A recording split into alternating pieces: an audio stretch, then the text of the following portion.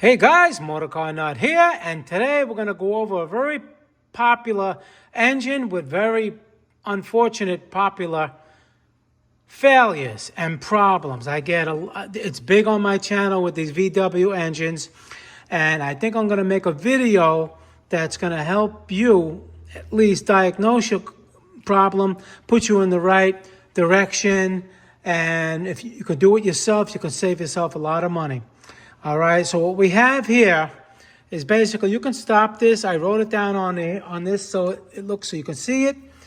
This is going to be for the 2008 to 2016. Now, there's Gen 1s and Gen 2s, all right? But they basically all have the same types of problems.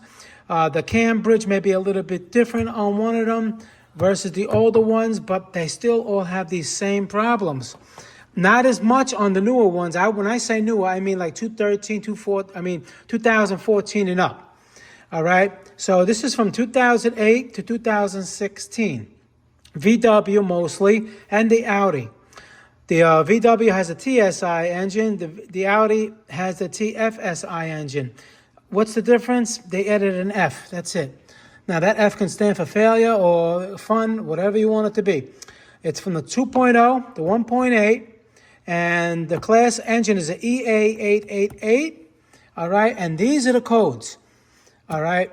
These are the codes that most of these things can, right here. Cam bridge, oil control valve, and time and chain tensioner. These are the top failures on this car.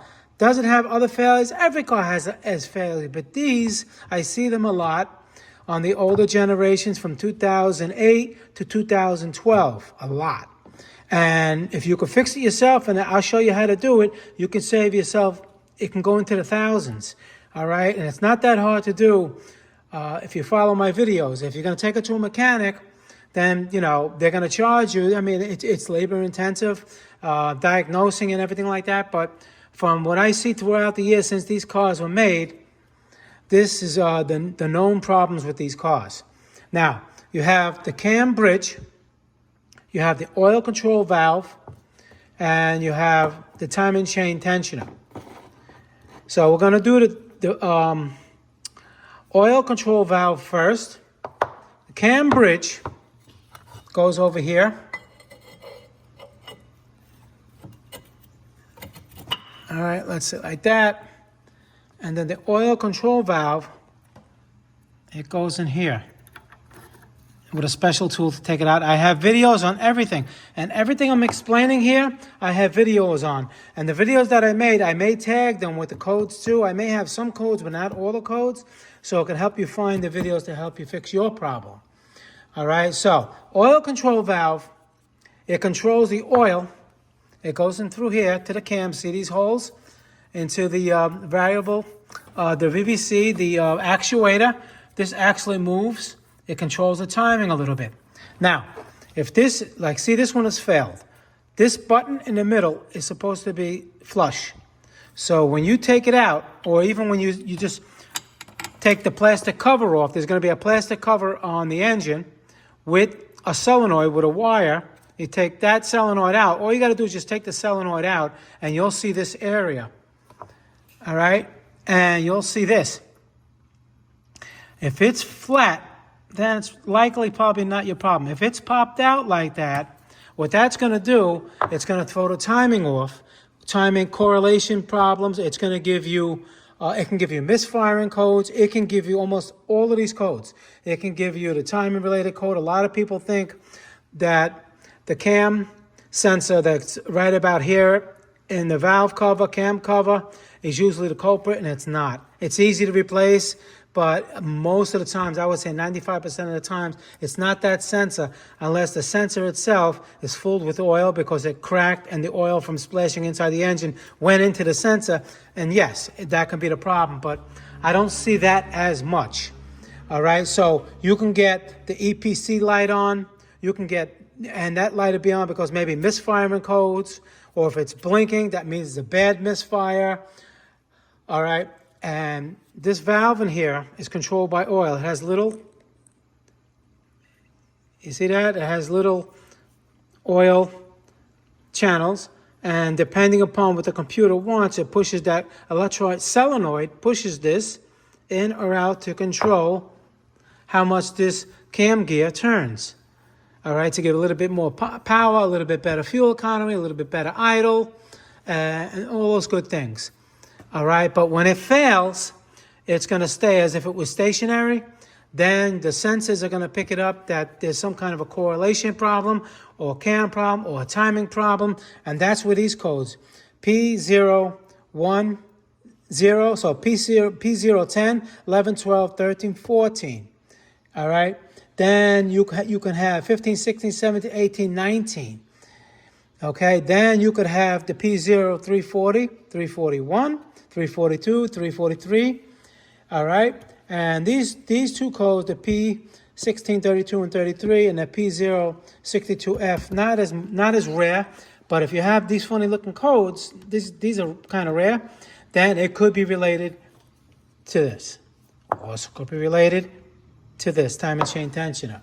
Also could be related to the cam bridge. All right. So now the cam bridge, let's say and they all basically.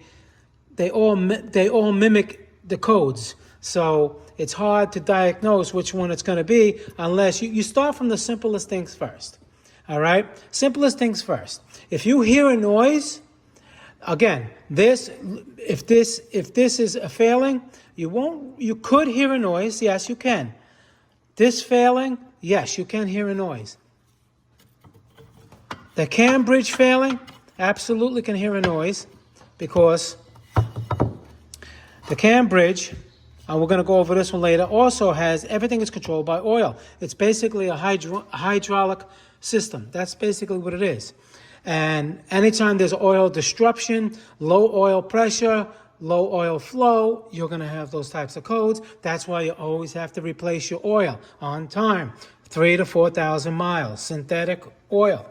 You can eliminate most of these problems. Which one you can eliminate? From my experience, you can't eliminate, even if you change your oil religiously, you can't eliminate the cam bridge because this is a defect. It fails. Actually, tensioner 2. That has nothing to do with the oil intervals, but even the oil control valve. So all three of these basically, yes. I mean, if you maintain your oil, I have some of these cars that come in that 100,000 miles that none of these parts were ever replaced. But that's on borrowed time because, yes, they do fail other than changing your oil. But that doesn't mean you don't have to change your oil. Always have to change your oil. All right? So that's this one. Easy way is if this button is pushed out like this is bad. It's supposed to be at least like that by itself. All right? Because it's all jammed up. Oh, good. Number 2 is the cam bridge. Cam bridge does not go like that. It goes like this. All right. Of course, that's going to be mounted to the head with screws. Now, if you haven't, again, take a look at these codes. If you're going to have any of those codes, I know it's a lot to choose from, but you do everything systematically. My way of thinking since I was born, I just loved automotive. Anyway, getting off a little subject is I always had a mentality that I don't know what it is yet, but I know what it's not. That's very important because if you know what it's not, you can continue diagnosing and not throwing parts at something. So if you learn how things work, you can get an idea and, simple checking step by step will help you save money and save time. All right, so number 2, cam bridge, right? Now this cam bridge, I don't have a new one, but over here, it's supposed to, I'm going to stop. Let me see if I have an old one.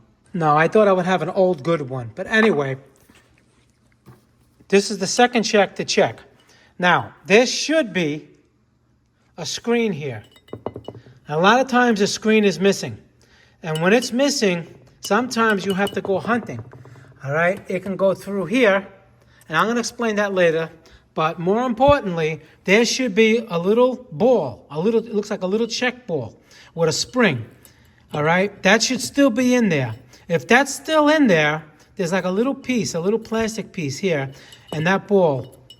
If it's still in there, it's not your problem. 90% of the time, it's not your problem. Yes, the screen can come out, and usually when you take the cam bridge off, you usually can see the spring somewhere around. There's going to be the chain, there's going to be the guide, and hopefully you can see it there. Take it out. A lot of times it blows through, all right, and gets stuck in here, and that can go all the way to this side where the vacuum pump is, believe it or not. This passage just goes all the way through, and if that clogs up something, that can give you a problem. That probability is like about 20%, you know, because then that's a big pain in the neck to try to figure out where that piece of screen went. But when you take it off, if you see that shiny ball, and you can just press it in a little bit with a screwdriver, make sure the spring is in there. If that is in there, chances are it's not the cam bridge, all right? But if your screen is still there, or if a piece of screen is broken, while you have this off, I would replace the whole cam bridge. You can get an aftermarket one. It's not really a big deal. It's just a piece of aluminum, all right? You don't have to spend all the money to get a German one, all right? As long as it has the updated the updated ball, spring, and the screen, okay? But let's say, assuming that you don't have that, right? Your ball, now you have to go. Usually the ball should be around here somewhere, like I said, on the guides. Hopefully you can fish it out. If not, it probably went all the way down into the sump of the oil pan. And usually you should be okay. I wouldn't worry about it. I mean, what are you going to do?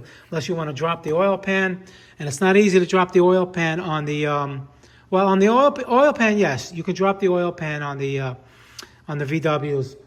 You just can't take the second layer of the crank brace. I don't have an engine here to show you. But yeah, you could do that if you wanted to, but I wouldn't worry too much about that. All right, so, and this mostly will give you the same type of codes. It'll also give you stronger codes that it will give you is the P0010, P0011. It will give you misfiring. It'll also give you, when you start the car up, you hear a rattle. And that rattle won't go away because this thing is leaking now. There's no check ball now. Now the oil pressure is all messed up. That'll give you a low oil pressure light. It can give you the EPC light on or blinking. And it can give you a P0341. That's the biggest code it'll probably give you, that there's something wrong with the timing. Just like with this one, oil control valve. The third is the timing chain tensioner. Now the timing chain tensioner, it's going to give you, again, it can give you the biggest code, telltale code is going to be the P0341, and the timing codes for both cams, which is the P010, P011. The 12, 13, 14, these are for dual. These sometimes they have dual, like on the Audis, they have the, this is stationary, this is the one that's controlled with the oil control valve. All right, but sometimes they have them both. Audis usually have that, or the newer VWs. And that'll give you the P013, P014 codes. All right, and also the 1632s and the P062F. But like I said, these are more rare. And they're more common on the newer ones, but they're still rare. All right, so you're dealing with, starting up, you're going to hear a chain rattle. All right, I mean, we're talking about if the engine's running. If the engine is not running, or you start it up and it sounds bzzz, it sounds like you're cranking it over and it sounds like a sewing machine, no compression, it sounds very smooth. Chances are the timing chain tensioner failed, timing jumped, and you're just spinning the crank. You're not even spinning anything on the top. Now, the problem with these is this is the old style. I don't have the new style. I have videos. I'm going to link the videos of the new style one. And again, I have videos on replacing this, the faults on this, the faults on this, how to check it. But I figured I'll put it all in one video, so it's right here for you, because it takes these three culprits, all these codes, and let's say if all three of these never failed, these cars will be extremely reliable. Sure, there's other things that can go wrong, but these are the big ones. All right, so the timing chain tensioner, I'm going to take it. I'm going to show you. This one's a failed one. You see, when you shut the car off and start it up, when you shut it down, the chain. This is not supposed to go all the way in like this. You see that? Look at this. That means, however VW designed it, I'm going to show you what it is. It fails. It fails over time. I saw these fail as low as 40,000 miles. Here's another one I took out of a car for preventative maintenance. This one didn't fail yet. It's still good. But you see the difference? You see? It stops. You see? That's about as much as it'll go. And why is that important? Let me show you on this engine. This is not a VW engine, but it's basically, they all operate the same way. Same principle. Let's assume that this was the VW tensioner. This is the a Kia tensioner, where this one also stopped. Is that when the engine stops, all right, the crank will stop first, and then what it's going to do, it's going to push out. All right. Now what that can do is the gear around here is small. It can jump. If this was bad. That's why this relies on two things. It relies on mechanical stop, and it relies on oil pressure inside. So when it's running, you cannot push this in with the oil pressure. But when it's off, it still needs pressure, or it's going to jump timing here or on top. All right? So now this one failed. If I remember, so this one, it jumped and bent the valves. See this one? No good. Now I'm going to show you what fails on this.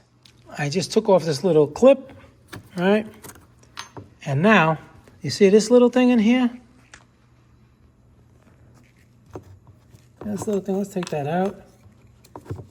Is that supposed to lock it? That's supposed to lock it and keep it locked so it doesn't go. But what happens is, look, you see that? All the teeth are stripped. All the teeth are stripped. And that little thing, this little part right here, can cause thousands of dollars in damage. All right? So it's like as if it never even had it. Yeah, there's a little spring in there, but that's not enough. It needs a hard stop, like this one. Okay? So now, when this fails, again, number one code is going to be a P0341, P010, P0010, P0011, 12, and 13 if it's dual, if it's the Audi.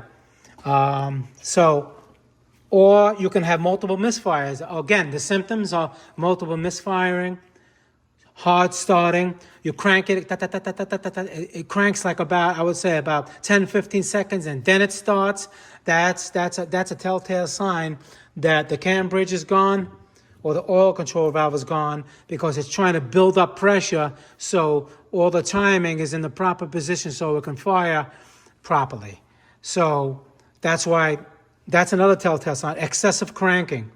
All right, you might have excessive cranking, and then it starts, runs good, but you're going to have a check engine light. And that check engine light is because when it first starts, it sees this, it's not in the proper position, and that's going to give you the code. Even though you crank it and it starts up, it runs fine. It runs fine because now it's the pressure is built up because the oil pump is working properly. But as soon as you shut it down, that's it. Everything's going to bleed down, and when you crank it, you don't have the right oil pressure, and that's going to give you that code again. So that's the telltale sign of that particular thing. I mean, like I said, they're all intertwined together.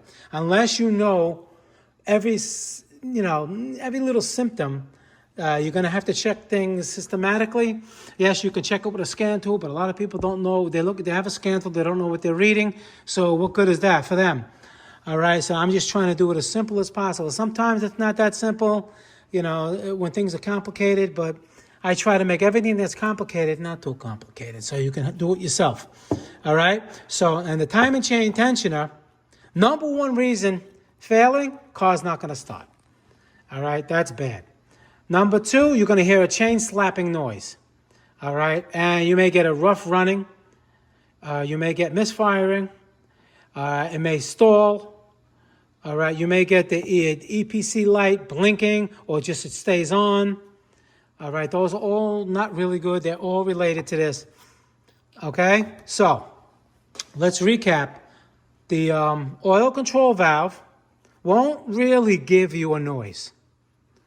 It could, but it really won't. What could give you the noise is the cam bridge, especially with the check valve blown out, and the timing chain tensioner that's weak, that's not doing anything, it's getting ready to, when the engine's running, this can be looking like this. It's not supposed to be like that.